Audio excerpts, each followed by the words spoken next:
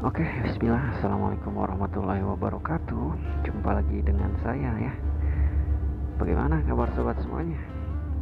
Baik-baik saja ya. Semoga selalu sehat ya dimanapun berada. Jadi kali ini saya akan bahas masalah harddisk merek WD ya. Kemarin ada tanya, Mas, perbedaan harddisk eksternal WD, My Passport dan WD Element itu apa? Jadi saya jawabnya langsung aja ya di video ini. Ya, mungkin singkat ya, tapi saya akan jelaskannya yang inti-intinya saja ya, yang penting-pentingnya saja. Fungsi dan kegunaannya sama ya.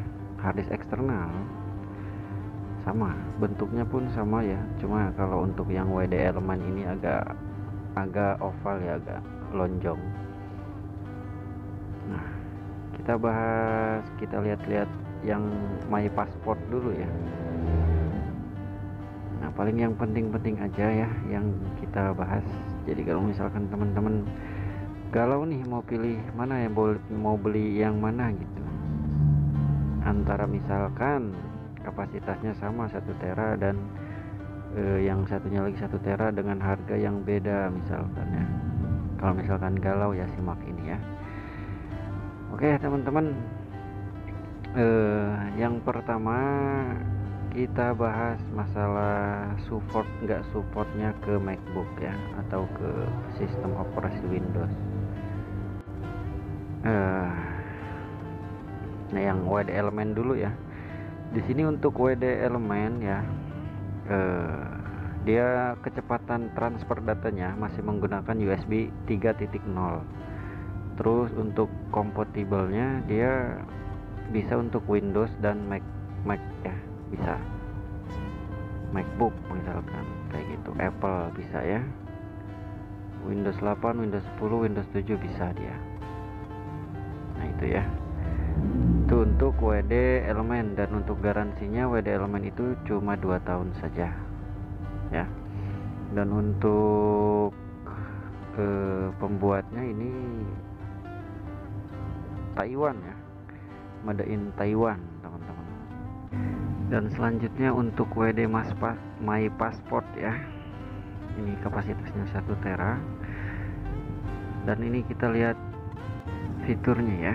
Jadi dia bisa bikin password data ya, atau backup data ke software yang sudah ada di dalam harddisk eksternalnya, teman-teman. Nah, fitur yang tidak ada di WD Element. Jadi unggul My Passport ya, teman-teman ya.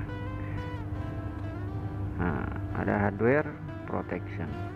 Terus dilihat dari kompatibelnya ini sama ya, untuk Windows 10, Windows 8 ataupun Windows 7, dan MacBook juga bisa ya.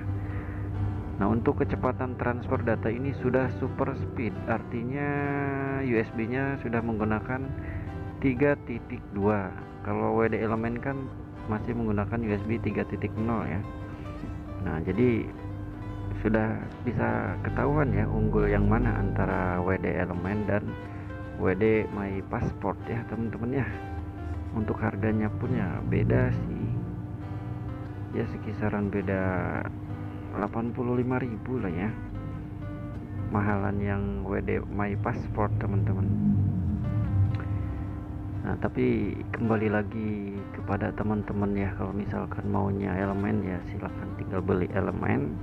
Kalau misalkan maunya yang My Passport ya tinggal beli yang My Passport.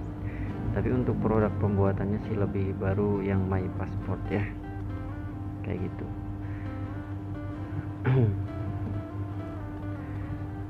Tapi kalau misalkan dibandingin kecepatan data transfer data antara USB 3.0 dibandingin dengan USB data 2.0 ya jelas lebih jauh ya, lebih bagus yang 3.0.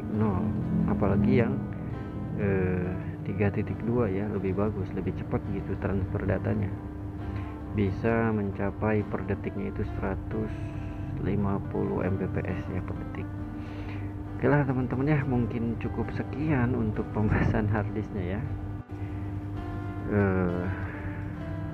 Infonya info receh banget ya. Tapi nggak apa-apa ya. Yang penting saya sudah jawab. Terus pilihan saya ya My Passport ya, karena saya sudah beli juga sendiri. eh Oke lah, terima kasih sudah hadir, sudah mampir ya. Semoga selalu sehat untuk teman-teman dimanapun berada.